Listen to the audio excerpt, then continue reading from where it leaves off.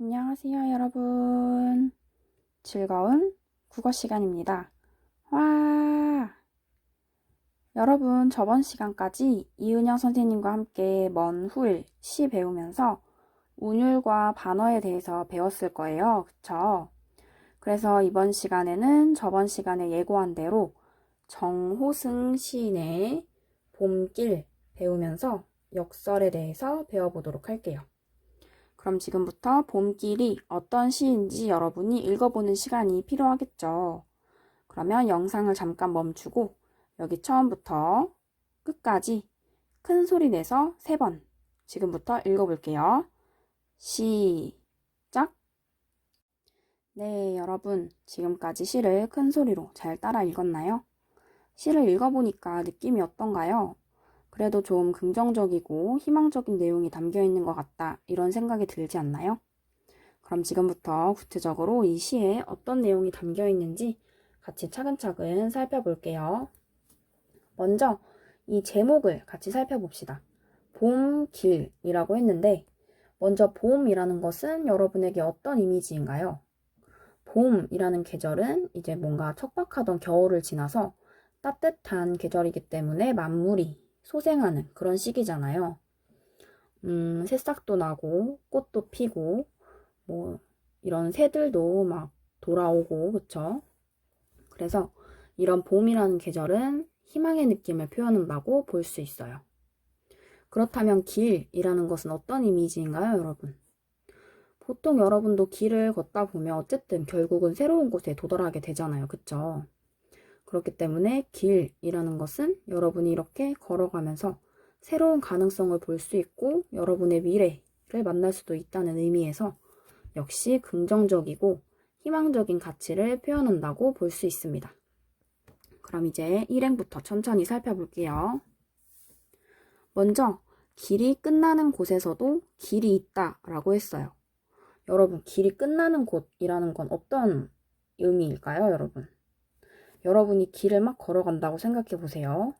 어디를 간다고 생각해 볼까요? 그거는 여러분 마음대로 생각을 해도 될 텐데 길을 막 걷고 있는데 갑자기 길이 뚝 끊겨버렸어요.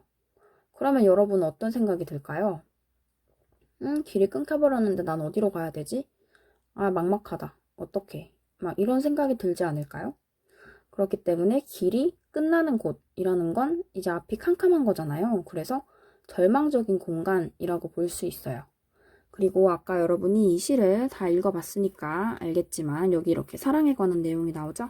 그래서 길이 끝나는 곳이라는 건 사랑이 끝난 곳을 의미한다고도 볼 수 있어요. 그런데 여기서 화자는 길이 끝난 곳이어도 길은 어쨌든 있다 라고 얘기를 하고 있죠. 그러면 그 다음 행 볼까요?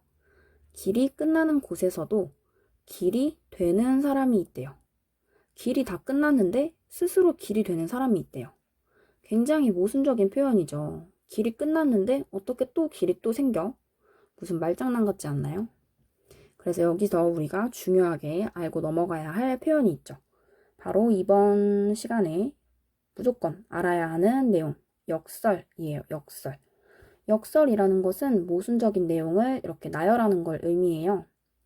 그래서 겉으로 보기에는 이게 뭐야, 말이 안 된다 라고 생각할 수도 있지만 그 안에 굉장히 참된 진리를 담고 있는 그런 표현, 그런 걸 역설적 표현이라고 얘기를 해요. 그래서 좀 더 쉬운 예시를 들자면 아름다운 상처, 이런 걸 들 수 있어요. 아름다운 상처. 여러분, 상처는 아픈 거잖아요. 그쵸?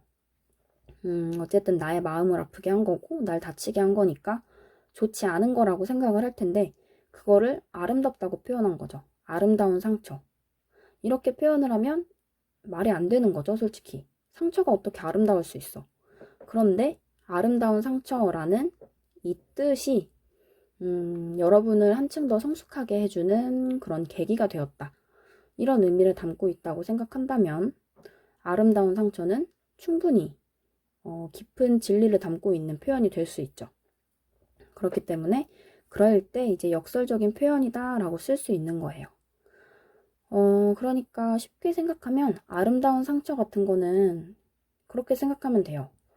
뭐, 지금이든 앞으로든 여러분이 언젠가 이제 첫사랑 같은 걸 하게 된다면 이제 뭐 첫사랑에 실패할 수도 있을 거 아니에요. 그쵸? 당연히 성공할 수도 있지만 어쨌든 그래서 뭔가 사랑에 실패한다거나 그랬을 때 이제 여러분 마음에 상처가 나겠지만 그래도 그 상처를 계기로 여러분이 한층 더 성숙해질 수 있을 테니까 그럴 때 이제 그 상처를 아름다운 상처다라고 표현을 할 수 있을 거예요.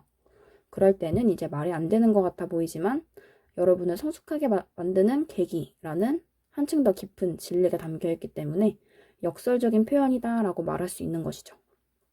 어때요? 이해가 되나요?